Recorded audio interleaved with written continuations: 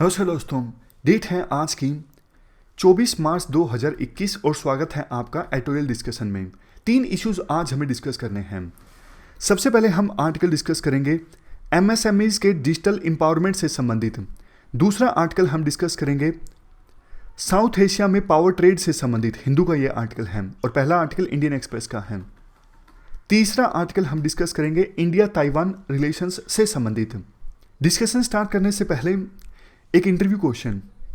मान लीजिए बोर्ड आपसे ये पूछता है कि डीएम के तौर पर आपकी पोस्टिंग कश्मीर के एक ऐसे ज़िले में हुई है जहां पर पास्ट में तो इंसर्जेंसी काफ़ी ज़्यादा थी, लेकिन पिछले 2-3 सालों से वायलेंस में काफ़ी कमी आई है। ऐसा लगता है जैसे लोग थक गए हैं और इलेक्शन जब हुआ तो वोटिंग परसेंटेज भी ठीक ठाक रहा। तो डीएम के तौर पर पहली प्रायोरिटी आपकी क्या होगी, मतलब कोई ऐसी चीज़ जिस पे आप सबसे ज़्यादा फोकस करोगे उस जिले में डीएम के तौर पर आपका फोकस एरिया क्या होगा? तो ये इस क्वेश्चन का आंसर आपको देना है। चलिए डिस्कशन स्टार्ट करते हैं। नेक्स्ट आर्टिकल एमएसएमईज की डिजिटल एम्पावरमेंट से संबंधित है। आप जीएस पेपर 3 के इस टॉपिक से आर्टिकल को कनेक्ट कर सकते हो। इस आर्टिकल को हम इन सभी सेक्शंस में डिवाइड करके डिस्कस करेंगे। सबसे पहले बात करते हैं कंटेक्स्ट की। देखो, इंडियन इकोनॉमी के लैंडस्केप में एमएसएमईज की इंपॉर्टेंस काफ़ी ज़्यादा है। एमएसएमईज का देश की इकोनॉमी में काफ़ी कंट्रीब्यूशन है, देश की जीडीपी में, लाइवलीहुड जनरेशन में काफ़ी ज़्यादा कंट्रीब्यूशन है और देश के एक्सपोर्ट में भी काफ़ी ज़्यादा कंट्रीब्यूशन है। लेकिन देखो, आज के समय में एमएसएमईज काफ़ी चैलेंजेस का सामना कर रही हैं, जिनमें से प्रमुख चैलेंज है ऑब्सोलीट टेक्नोलॉजी का इस्तेमाल, यानी पुरानी टेक्नोलॉजी का इस्तेमाल। पुरानी टेक्नोलॉजी के इस्तेमाल की वजह से प्रोडक्शन में एफिशिएंसी नहीं आती और एमएसएमईज बड़ी कंपनीज का मुकाबला नहीं कर पाती, कंपटीशन में पिछड़ जाती हैं और अपने मैक्सिमम पोटेंशियल का फ़ायदा नहीं उठा पाती। सरकार का फोकस देखो है इंक्लूसिव डेवलपमेंट पर, ज़्यादा से ज़्यादा रोजगार के अवसर पैदा करने पर। पिछले साल आत्मनिर्भर भारत कैंपेन लॉन्च किया गया था। सरकार का फोकस वोकल फॉर लोकल पर है। तो देखो, ये सारे पर्पस सर्व किए जा सकते हैं अगर एमएसएमईज को एनकरेज किया जाता है कि आप ई कॉमर्स का ज़्यादा से ज़्यादा इस्तेमाल कीजिए। जैसे देखो, एग्जाम्पल के तौर पर एक छोटी सी फैक्ट्री है, छोटी सी फर्म है जो भुजिया और दूसरे नमकीन प्रोडक्ट्स बनाती है। अब देखो, लोकल लेवल पे ये फैक्ट्री काम करती है और मार्केटिंग होती है वो भी लोकल लेवल पे। आसपास का जो 100-150 किलोमीटर का एरिया है, वहाँ पे जितनी जो छोटी छोटी शॉप्स हैं वहाँ पे इन प्रोडक्ट्स की मार्केटिंग होती है। लेकिन अगर यही फैक्ट्री, यही फर्म ई कॉमर्स पे अपने प्रोडक्ट्स को रजिस्टर करवाती है तो फिर अगर प्रोडक्ट्स में क्वालिटी है तो देखो, देश के सभी इलाकों में ये फैक्ट्री अपने प्रोडक्ट्स को डिलीवर कर सकती है। अब क्वालिटी है तभी तो लोग परचेज करेंगे ना।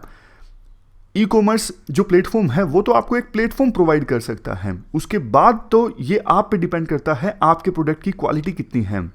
और ना सिर्फ देखो इंडिया, बल्कि अगर ई कॉमर्स का प्रॉपरली इस्तेमाल करें हमारे देश की एमएसएमईज तो ग्लोबल वैल्यू चेन का हिस्सा भी बन सकती हैं। जैसे देखो, इंडिया में कोई एमएसएमई है, पेन की मैन्युफैक्चरिंग करती हैं। ग्रेफाइट इंपोर्ट किया जाता है किसी दूसरे देश से, फॉर एग्जांपल इंडोनेशिया से। पेन मैन्युफैक्चर होने के बाद जाते हैं हब के तौर पर, कहाँ पर, वियतनाम में, उसके बाद जाते हैं यूरोप के किसी कंट्री में। पूरी चैन बनी हुई है। तो इंडिया की एमएसएमईज भी ई कॉमर्स प्लेटफॉर्म की सहायता से ग्लोबल वैल्यू चैन का हिस्सा बन सकती हैं। इसके बाद आर्टिकल में कहा जाता है वर्ल्ड के वेरियस कंट्रीज में टोटल रिटेल में जो सेल होती है उसमें ई कॉमर्स प्लेटफॉर्म्स का जो शेयर है वो इंक्रीज होता जा रहा है। सिंपल भाषा में बोलें तो ई कॉमर्स प्लेटफॉर्म्स पे ज़्यादा से ज़्यादा प्रोडक्ट अब बिक रहे हैं और प्रोडक्ट्स की संख्या की बात नहीं है, वैल्यू की बात है। जैसे देखो, इंडिया का एग्जांपल दिया जाता है। 2017 में ई कॉमर्स मार्केट थी इंडिया में $24 बिलियन। 2021 में ये बढ़ के हो चुकी है $84 बिलियन और आने वाले समय में तो और तेज़ी से ग्रो होगी। देखो, हमारी जनरेशन के जो लोग हैं वो ई कॉमर्स प्लेटफॉर्म्स से लेना ज़्यादा पसंद करते हैं।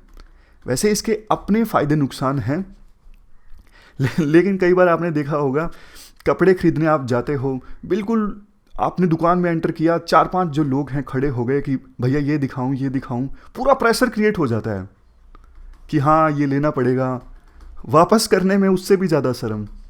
वैसे देखो, हमारे घर के पास एक आंटी हैं, उस आंटी का प्रोडक्ट वापस करने में इतना कॉन्फिडेंस, किसी दुकान से सामान नहीं भी लिया है तो भी उस दुकान पे वापस कर दे, इतना कॉन्फिडेंस है उस आंटी का, इतना कॉन्फिडेंस से वो जाती है सामान वापस करने के लिए। खैर, मुद्दे पे आते हैं। काफ़ी सारे प्लस पॉइंट्स हैं। देखो, अगर एमएसएमईज जो हैं वो ई कॉमर्स प्लेटफॉर्म्स का इस्तेमाल करती हैं, जैसे ग्लोबली वो एमएसएमईज अपने आप को कनेक्ट कर सकती हैं, ग्लोबल वैल्यू चेन्स का हिस्सा बन सकती हैं, इनकम जनरेशन ज़्यादा होगा। अगर देखो प्रोडक्ट ज़्यादा बिकेगा तो इनकम जनरेशन ज़्यादा होगा, लाइवलीहुड के ज़्यादा अवसर पैदा होंगे, कॉस्ट इफेक्टिव भी रहेगा, क्योंकि ज़्यादा सामान अगर आपका बिकेगा तो इकोनॉमी ऑफ द स्केल आएगा ना, ऑपरेशंस करना आसान हो जाएगा। तो ये सारे फायदे होते हैं, बट चैलेंजेस बहुत सारे इन्वॉल्व हैं। सबसे पहला challenge, no threshold exemption from GST. देखो, जो छोटी फर्म्स होती हैं ना, जो गुड्स बेचती हैं, अब उनका एक साल में 40 लाख तक का टर्नओवर है तो उनको जीएसटी नंबर लेने की आवश्यकता नहीं होती। और जो सर्विसेज वाली फर्म होती हैं, जैसे कोई कोचिंग इंस्टीट्यूट है जो अपने कोर्सेज बेचता है, ये सर्विसेज बेच रहा है, तो ऐसी जो फर्म्स होती हैं, अगर उनका 20 लाख तक का टर्नओवर है तो उनको जीएसटी नंबर लेने की आवश्यकता नहीं होती। बट अगर देखो ई कॉमर्स प्लेटफॉर्म्स पे आपको सामान बेचना है तो कितना भी आपका टर्नओवर हो, आपको जीएसटी आपके पास होना जरूरी ही है। इसके बाद दूसरा challenge, physical principal place of business. काफ़ी बार देखो, ये जो ई कॉमर्स प्लेटफॉर्म्स होते हैं वो फिजिकल प्रेजेंस की मांग करते हैं, लेकिन हर एक छोटी फर्म के लिए ये पॉसिबल नहीं होता, हर एक ऑनलाइन सेलर के लिए ये पॉसिबल नहीं होता अपनी फिजिकल प्रेजेंस बनाना। बहुत सारी छोटी छोटी फर्म्स होती हैं जो रेंट बचाने की कोशिश करती हैं, घर से ही ऑपरेट करती हैं, तो फिर इनको ई कॉमर्स मार्केट प्लेसेस पर रजिस्टर करने में दिक्कत आती है। नेक्स्ट है lack of access to appropriate infrastructure and technology. देखो, जब एमएसएमईज ई मार्केट प्लेसेस का इस्तेमाल करेंगी तो एक अच्छा इंटरनेट का कनेक्शन चाहिए, एक स्मार्ट डिवाइस भी चाहिए और स्किल्ड एम्प्लॉयज़ भी चाहिए, ताकि वो उनके प्रोडक्ट्स को ई मार्केट प्लेस पर यानी कोई डिजिटल प्लेटफॉर्म पर अपलोड कर सकें। अमेजोन पे प्रोडक्ट रजिस्टर होंगे तभी तो बिकेंगे ना। Next, lack of awareness. बहुत से एमएसएमई ओनर्स अभी भी हमारे देश में ऐसे हैं जो डिजिटल टेक्नोलॉजी का लाभ नहीं उठाना चाहते, उन्हें डिजिटल टेक्नोलॉजी के फ़ायदा का पता नहीं है, उन्हें इस बात के बारे में भी नहीं पता है कि अगर वो ई मार्केट प्लेस का इस्तेमाल करते हैं तो उन्हें कितना फ़ायदा पहुंच सकता है, तो अवेयरनेस की कमी है। नेक्स्ट, मेंटेनिंग ए डेटाबेस। अगर देखो एमएसएमई ई मार्केट प्लेस पर अपना प्रोडक्ट बेचेगी तो बहुत सारा डेटाबेस भी मेंटेन करना पड़ता है, प्रोडक्ट्स को स्टोर करके रखना पड़ता है, कितने प्रोडक्ट्स बिक गए, कितने बिकने बाकी हैं, कितने प्रोडक्ट्स कितने रेट पे बिके, तो काफ़ी सारा ये जो डेटाबेस मेंटेन करना पड़ता है, इसको मेंटेन करना भी चैलेंज है। नेक्स्ट, देखो, ज़्यादातर एमएसएमईज जो हैं हमारे देश में वो रूरल एरियाज़ में हैं। ऑलमोस्ट 51% एमएसएमईज इंडिया में रूरल इलाकों में हैं, और ये एमएसएमईज जो पॉइंट हमने ऑलरेडी डिस्कस किया, इंफ्रास्ट्रक्चर का चैलेंज फेस करती हैं। अब रूरल एरियाज़ में काफ़ी जगहों पर तो देखो इंटरनेट की स्पीड अच्छी नहीं होती। रूरल एमएसएमईज को लॉजिस्टिक्स चैलेंजेस का सामना भी करना पड़ता है। अब देश के दूर दराज के ग्रामीण इलाकों में कोई एमएसएमई है, उसने अपने आप को ई मार्केट प्लेस पे रजिस्टर तो करा दिया, अब वहाँ से प्रोडक्ट को डिलीवर करना, कोरियर करना बहुत मुश्किल भरा काम है। एक तो पैसे ज़्यादा लगेंगे, दूसरा प्रोडक्ट डिलीवरी लेट भी होगी, और आज की जनरेशन में पेशेंस की तो कमी है ही। प्रोडक्ट आज ऑर्डर किया तो आ जाना चाहिए बस जल्द भी जल्द। तो फिर ये लॉजिस्टिक्स चैलेंजेस का सामना भी रूरल एमएसएमईज करती हैं। अब बात करते हैं वे फॉरवर्ड की। वे फॉरवर्ड में देखो, पहला पॉइंट ये है, ऑलरेडी सरकार ने जो स्कीम्स चला के रखी हैं एमएसएमईज के लिए, उनको आप स्ट्रीमलाइन कर दो टेक्नोलॉजी के हिसाब से। जैसे काफ़ी सारे इंसेंटिव्स सरकार देती है एमएसएमईज को, आप उन इंसेंटिव्स को जोड़ दीजिए डिजिटलाइजेशन के साथ, कि अगर एमएसएमईज अपने आप को डिजिटलाइज करती हैं, ई मार्केट प्लेस पर खुद को रजिस्टर करवाती हैं, तो हम आपको और ज़्यादा इंसेंटिव देंगे। इसके अलावा एक और एग्जांपल, जैसे एमएसएमईज के वर्कर्स को स्किल देने के लिए सरकार प्रोग्राम चलाती है, तो उसमें आप ये डिजिटल मार्केटिंग की जो स्किल है वो भी ऐड कर दीजिए, ताकि जो एमएसएमईज हैं वो भी डिजिटलाइजेशन का लाभ उठा सकें। नेक्स्ट है increasing exports via e commerce. देखो रेलेवेंट स्टेप्स सरकार को लेने चाहिए ताकि एमएसएमईज इन ई कॉमर्स प्लेटफॉर्म्स का इस्तेमाल करके ज़्यादा से ज़्यादा एक्सपोर्ट कर सकें। अब क्या स्टेप्स सरकार ले सकती है? ऐसे प्रोडक्ट्स को आइडेंटिफाई करना जिनमें एक्सपोर्ट का पोटेंशियल है। बाद में ई कॉमर्स को एक्सपोर्ट ओरिएंटेड मैन्युफैक्चरिंग क्लस्टर से जोड़ना। जैसे एमएसएमईज का एक पूरा क्लस्टर है, यहाँ पर कपड़े बनते हैं, छोटी छोटी जो फर्म्स हैं वो कपड़े बनाती हैं, या फिर जो एम्ब्रॉयडरी होती है, कढ़ाई होती है कपड़ों के ऊपर, ऐसे जो प्रोडक्ट्स हैं वो बनते हैं जिनका एक्सपोर्ट पोटेंशियल अच्छा है। तो फिर देखो ऐसे क्लस्टर्स को ई कॉमर्स से जोड़ने के लिए सरकार प्रयास कर सकती है, उनको एंकरेज कर सकती है। नेक्स्ट पॉइंट, जो sector specific export promotion councils होती हैं, जैसे देखो टी के एक्सपोर्ट के लिए काउंसिल है, इसी प्रकार से अलग अलग सेक्टर स्पेसिफिक या फिर प्रोडक्ट स्पेसिफिक जो एक्सपोर्ट काउंसिल्स हैं उनके साथ ये एमएसएमईज टाई अप करें। ऐसा भी एंकरेजमेंट सरकार कर सकती है इन एमएसएमईज को। नेक्स्ट पॉइंट, अगली रिवाइज्ड जब देखो फॉरेन ट्रेड पॉलिसी आए तो उसमें उन एरियाज को आइडेंटिफाई किया जाए जहां पे इंडिया के जो सेलर्स हैं वो ग्लोबल मार्केट्स में सक्सीड हो सकते हैं। उसके बाद स्पेसिफिक पॉलिसी प्रोविज़न किए जाएं ताकि इन ई कॉमर्स एक्सपोर्ट के लिए उन्हें इंसेंटिव मिले। और ई कॉमर्स एक्सपोर्ट जब हो तब देखो एंड टू एंड डिजिटलाइजेशन होना चाहिए। एंड टू एंड डिजिटलाइजेशन होगा तो पूरा जो बिजनेस करने की, एक्सपोर्ट करने की प्रक्रिया है वो स्मूथ हो जाएगी और प्रोडक्शन में और ज़्यादा एफिशिएंसी आएगी। नेक्स्ट है role of bigger tech based companies. जो बड़ी बड़ी कंपनीज हैं जैसे गूगल इत्यादि, ये मदद कर सकती है एमएसएमईज को उनका बिजनेस प्रमोट करने के लिए। जैसे देखो गूगल का एक प्रोग्राम है गूगल माई बिजनेस, ये स्पेशली स्टार्टअप्स को सपोर्ट करने के लिए है। उसी प्रकार से दूसरी बड़ी कंपनीज भी एमएसएमईज को सपोर्ट करने के लिए प्रोग्राम चला सकती हैं। लास्ट सजेशन है जो फिजिकल प्रेजेंस की रिक्वायरमेंट है उसे सिंप्लीफाई किया जाए। जो ई मार्केट प्लेटफॉर्म्स अभी फिजिकल प्रेजेंस की डिमांड करती हैं उन्हें प्लेस ऑफ कम्युनिकेशन की डिमांड करनी चाहिए। तो इस प्रकार से ज़्यादा एमएसएमई से ई मार्केट प्लेटफॉर्म्स का लाभ उठा सकेंगी। अब बारी आती है कंक्लूजन की। कंक्लूजन में कहा जाता है देखो छोटी यूनिट्स, कॉटेज यूनिट्स जो घर से ही चलती हैं या फिर एमएसएमईज, ये इंडिया की ग्रोथ स्टोरी में मेजर कंट्रीब्यूटर का इन्होंने काम किया है।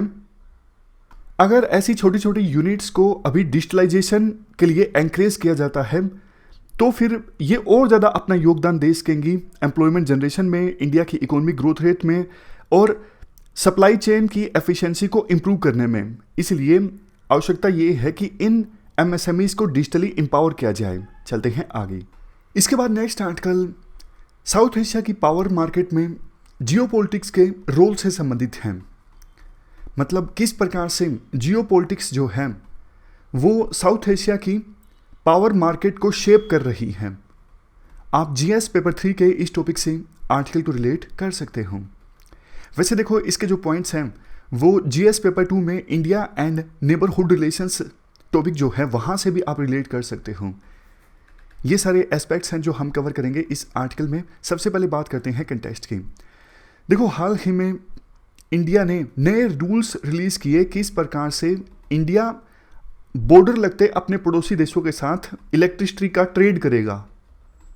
नए रूल्स में सबसे इंपॉर्टेंट बात जो है वो ये है, सरकार की तरफ से कंडीशन रख दी गई है कि हमारे पड़ोसी देश जैसे देखो नेपाल, भूटान, बांग्लादेश, अगर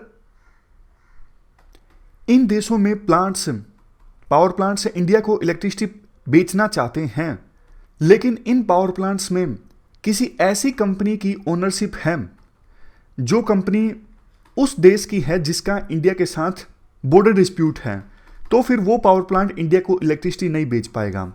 मैं बिल्कुल एग्जांपल के साथ, सिंपल एग्जांपल के साथ आपको बताता हूँ। मान लीजिए नेपाल में कोई पावर प्लांट है और नेपाल के उस पावर प्लांट में एबीसी कंपनी की ओनरशिप है और वो एबीसी कंपनी चाइना की है या फिर पाकिस्तान की है क्योंकि इन देशों का इंडिया के साथ बॉर्डर डिस्प्यूट है। तो फिर वो पावर प्लांट जो है वो नेपाल में है, वो इंडिया को इलेक्ट्रिसिटी नहीं बेच पाएगा, उसके लिए इलेक्ट्रिसिटी बेचना मुश्किल होगा, क्योंकि उस पावर प्लांट में एबीसी कंपनी की हिस्सेदारी है, ओनरशिप है, और वो एबीसी कंपनी उस देश में है जिसके साथ इंडिया का बॉर्डर डिस्प्यूट है। इवन देखो, ये रूल तब भी लागू होगा अगर मान लीजिए बांग्लादेश नेपाल को इलेक्ट्रिसिटी बेचता है या फिर नेपाल बांग्लादेश को इलेक्ट्रिसिटी बेचता है, वो इलेक्ट्रिसिटी जाएगी तो इंडिया के टेरिटरी के थ्रू ही ना, तो ये रूल तब भी लागू होगा।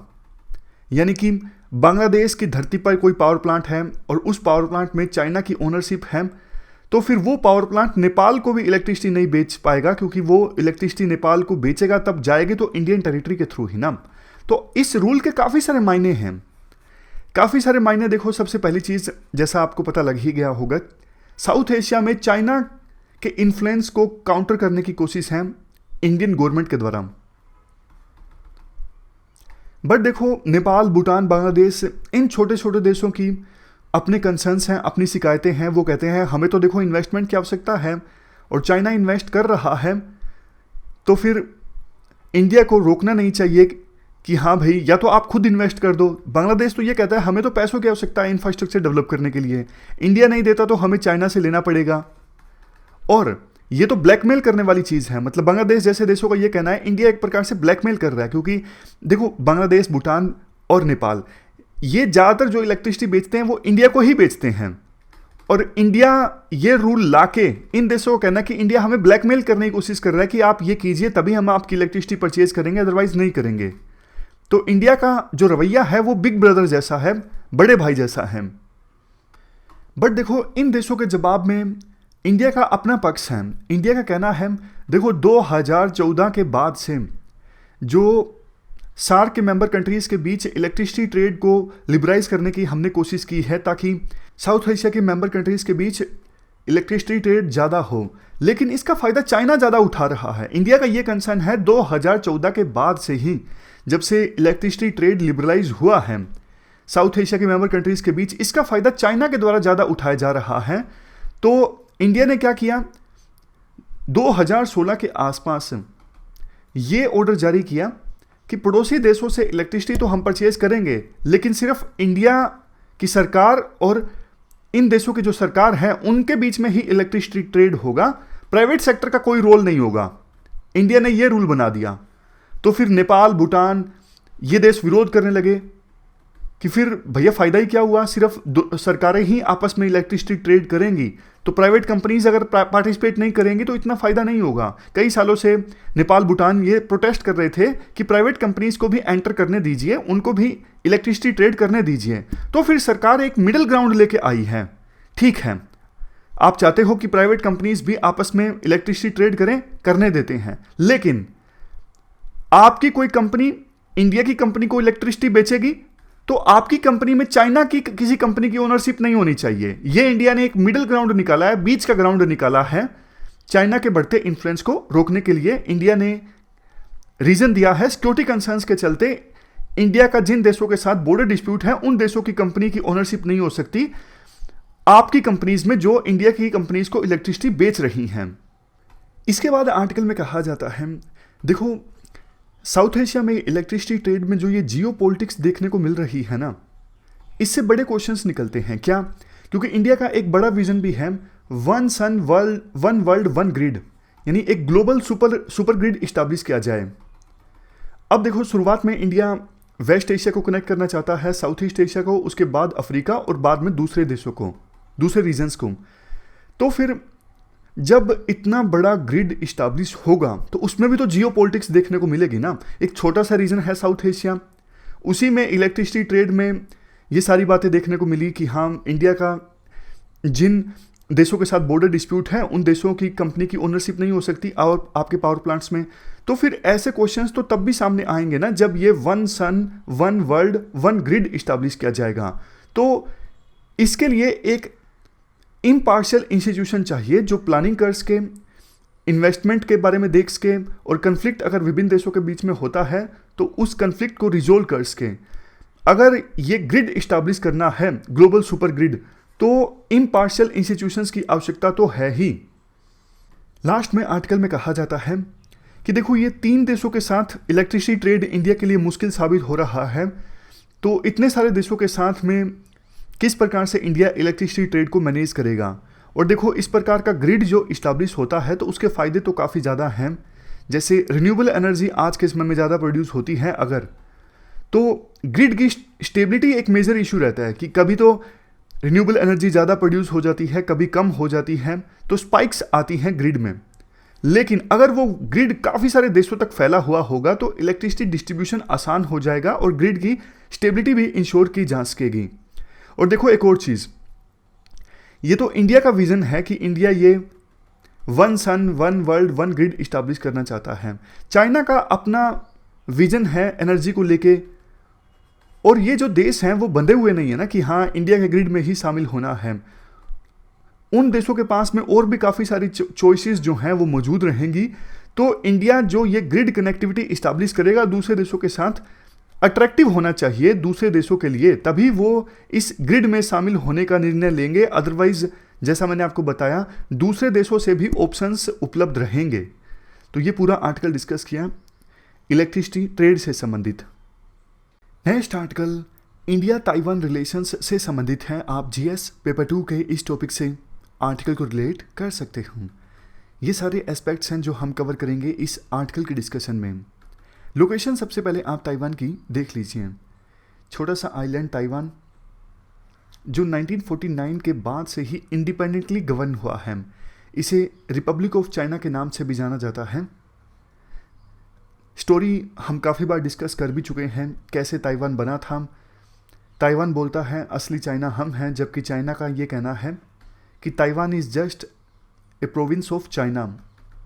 चाइना की एक पॉलिसी भी है वन चाइना की, और ज़्यादातर देश चाइना की वन चाइना पॉलिसी को मानते हैं, यानी ताइवान को एक अलग से देश नहीं मानते हैं, इंक्लूडिंग इंडिया।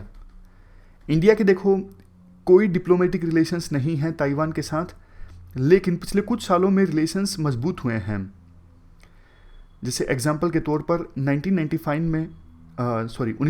में ताइवान ने Taipei economic and cultural centre establish किया न्यू दिल्ली में, और इंडिया ने इंडिया ताइपाई एसोसिएशन इस्टेब्लिश की ताइपेई में। ट्रेड भी दोनों देशों के बीच काफ़ी इंक्रीज हुआ है 1995 से लेकर 2014 के बीच। 1995 में ट्रेड होता था सिर्फ $934 मिलियन, और 2014 में ट्रेड बढ़ के हो गया $5.91 बिलियन, और अब तो ट्रेड काफ़ी ज़्यादा इंक्रीज हो चुका है। समझ गए। डिप्लोमेटिक रिलेशंस नहीं है, मतलब ना ताइवान की एम्बेसी है इंडिया में, ना ही इंडिया की एम्बेसी है ताइवान में, क्योंकि इंडिया वन चाइना पॉलिसी को मानता है, जिसके अनुसार ताइवान जो है वो चाइना का पार्ट है। बट पिछले कुछ सालों में रिलेशंस ताइवान के साथ मजबूत हुए हैं, ना सिर्फ इकोनॉमिक स्फीयर में बल्कि दूसरे स्फीयर्स में भी, जैसे agriculture, civil aviation, investment, custom cooperation, double taxation avoidance, इन सब क्षेत्रों से संबंधित एग्रीमेंट साइन किए गए हैं। अभी देखो इंडिया और ताइवान के बीच पार्टनरशिप के 25 साल पूरे हो चुके हैं, तो पार्टनरशिप को रिकैलिब्रेट करने की आवश्यकता है। चूंकि पब्लिकली इंडिया ताइवान के साथ रिलेशंस को रिकॉग्नाइज करता नहीं है, तो 25 साल पूरे होने के बाद इंडिया की तरफ से गर्मा गर्म स्टेटमेंट नहीं देखने को मिल रही है, क्योंकि इंडिया को डर है कहीं चाइना नाराज़ ना हो जाए। एलएसी पर मुश्किल से तो डिसएंगेजमेंट हुआ है, कहीं ताइवान के साथ संबंधों को इंडिया ज़्यादा प्रमोट करता है तो चाइना फिर से ना चिढ़ जाए इंडिया से, और बॉर्डर पे फिर से टेंशन्स ना क्रिएट हो जाएं, ऐसा कंसर्न इंडिया का है। बट देखो राइटर काफ़ी सारे सजेशंस देते हैं कि अभी क्या किया जा सकता है। ताइवान और इंडिया के बीच रिश्तों को और ज़्यादा मजबूत बनाने के लिए एक पॉलिटिकल फ्रेमवर्क क्रिएट किया जा सकता है, क्योंकि देखो दोनों देशों के बीच जो रिश्ते हैं वो democracy, diversity, shared faith in freedom, human rights, justice, rule of law, in values पर आधारित हैं। तो एक ग्रुप ऑफ एम्पावर्ड पर्सन्स या फिर टास्क फोर्स बनाई जा सकती है जो रिश्तों को और ज़्यादा मजबूत बनाए इंडिया और ताइवान के बीच। नेक्स्ट, हेल्थ केयर में कोऑपरेशन का काफ़ी स्कोप है। कोविड-19 के खिलाफ लड़ाई में इंडिया फ्रंट पे खेल रहा है, उसी प्रकार से ताइवान ने भी महामारी से लड़ने में इंपॉर्टेंट रोल प्ले किया है। हेल्थ सेक्टर ताइवान का काफ़ी स्ट्रोंग है। तो देखो ट्रेडिशनल मेडिसिन के क्षेत्र में इंडिया और ताइवान आपस में कोलैबोरेट कर सकते हैं, और ऑलरेडी जो कोऑपरेशन है अभी फिलहाल उसे और ज़्यादा आगे ले जाने की आवश्यकता है। इसके बाद बारी आती है इन्वायरमेंट की। देखो इंडियन सरकार एयर क्वालिटी को इम्प्रूव करने में स्ट्रगल कर रही है, मशक्क़त का सामना करना पड़ रहा है। ताइवान के साथ पार्टनरशिप इंडिया इस्टेब्लिश कर सकती है इन्वायरमेंट के फील्ड में, क्योंकि ताइवान की एक्सपर्टीज़ है बायो फ्रेंडली टेक्नोलॉजीज़ में। तो ऐसी टेक्नोलॉजी का इस्तेमाल किया जा सकता है एग्रीकल्चर वेस्ट को इन्वायरमेंट बेनिफिशियल रिन्यूएबल एनर्जी या फिर दूसरे बायोकेमिकल्स में कन्वर्ट करने में। समझ गए? और अगर ऐसा हो जाता है तो फिर स्टबल बर्निंग जैसी जो दिक्कत आती है हमारे यहाँ पर खास करके नॉर्थ इंडिया में, तो उस दिक्कत से पार पाया जा सकता है और इससे एनर्जी भी काफ़ी जनरेट होगी। और सर्दियों में जो बिल्कुल धुएं का बादल बन जाता है, सांस लेना मुश्किल हो जाता है, उस समस्या को भी हल किया जा सकता है। इसके साथ साथ न्यू दिल्ली एंड ताइपेई दोनों जॉइंट रिसर्च एंड डेवलपमेंट कर सकते हैं ऑर्गेनिक फार्मिंग की फील्ड में भी। नेक्स्ट है in the field of culture. देखो, इंडिया और ताइवान को पीपल टू पीपल रिलेशंस को और ज़्यादा मजबूत बनाने की आवश्यकता है, क्योंकि दो सिविलाइजेशंस के बीच एक्सचेंज आसानी से हो सकता है अगर कल्चर का एक्सचेंज हो जाता है। अगर कल्चर का एक्सचेंज ज़्यादा होता है तो फिर इंडिया को ताइवान के कल्चर के बारे में मिसअंडरस्टैंडिंग नहीं रहेगी और ताइवान के लोगों को इंडिया के कल्चर के बारे में मिसअंडरस्टैंडिंग नहीं रहेगी कि इंडिया के लोग तो ऐसे होते हैं। जैसे वेस्टर्न कंट्रीज़ में इंडिया के कल्चर के बारे में एक अंडरस्टैंडिंग है जो कि इंडिया सांपों का देश है, इंडिया में गरीबी बहुत ज़्यादा है गरीबी, लेकिन और भी बहुत चीज़ें हैं इंडिया में, सिर्फ आप गरीबी से नहीं रिलेट कर सकते इंडिया को। Next, in the field of tourism. Tourism भी एक बहुत ही इंपॉर्टेंट टूल है रिश्तों को मजबूत बनाने का। अभी देखो, बहुत कम ताइवान टूरिस्ट इंडिया में आते हैं, लेकिन स्कोप काफ़ी ज़्यादा है। बुद्धिस्ट सर्किट है इंडिया में और ताइवान में बहुत से लोग बुद्धिज़्म को मानते हैं, तो इंडिया में देखने के लिए उनके पास बहुत कुछ है, महसूस करने के लिए बहुत कुछ है। अभी हाल ही में ताइवान टूरिज़्म ब्यूरो ने मुंबई मेट्रो के साथ पार्टनरशिप की ताकि मुंबई मेट्रो के ऊपर ऐसी एडवर्टाइजमेंट्स लगाई जाएंगी जिससे मुंबई मेट्रो में यात्रा करने वाले लोगों को ताइवान के कल्चर के बारे में जानने को मिले, ताकि ज़्यादा से ज़्यादा इंडिया से लोग ताइवान में जाके टूरिस्ट बने। नेक्स्ट है ट्रेड रिलेशंस। ट्रेड रिलेशंस देखो काफ़ी मजबूत हुए हैं। वैसे तो ताइवान जो है वो सेमीकंडक्टर की प्रोडक्शन के मामले में वर्ल्ड लीडर है और इंडिया के पास लीडरशिप है information technology and enabled services के मामले में। तो कन्वर्जेंस है ताइवान के सेमीकंडक्टर और इंडिया की इंफॉर्मेशन टेक्नोलॉजी, दोनों अच्छा मिलकर काम कर सकते हैं। इंडिया की रैंकिंग भी काफ़ी इंप्रूव हुई है ईज ऑफ डूइंग बिजनेस में पिछले कुछ सालों में। दोनों देशों के बीच बायलैटरल ट्रेड एग्रीमेंट साइन हुआ था 2018 में और अभी देखो 200 के आसपास ताइवान की जो कंपनीज हैं वो इंडिया में ऑपरेट कर रही हैं काफ़ी सारे फील्ड्स में, जैसे electronics, construction, petrochemicals, machine, information and communication technology. तो फिर ताइवान भी यही चाहता है कि इंडिया की इतनी बड़ी जो मार्केट है उसका लाभ उठाया जाए। तो जो भी रुकावटें हैं, जैसे कि देखो दूसरे देशों को शिकायतें होती हैं, ताइवान को भी शिकायत है इंडिया के रेगुलेटरी सिस्टम को लेके, लेबर रेजीम को लेके, लेकिन सरकार अभी 4 नए लेबर कोड लेके आई है। एप्पल के लिए जो आईफोन मैन्युफैक्चर करती है विस्ट्रोन प्लांट, यहाँ पर मजदूरों ने आगजनी कर दी थी, आपको याद होगा, हमने आर्टिकल डिस्कस किया था। तो ये भी एक कंसर्न की चीज़ है कि इंडिया में लेबर वायलेंस रिलेटेड इंसिडेंट्स देखने को मिलते हैं। अगर ऐसा होगा तो फिर दूसरी कंपनीज इंडिया में इन्वेस्ट नहीं करना चाहेंगी।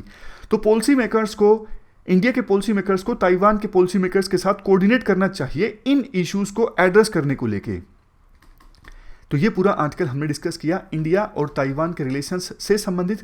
हमारी आज की इस डिस्कशन में इतना ही है। आज हमने 3 इश्यूज को डिटेल से डिस्कस किया। Thank you very much for discussion.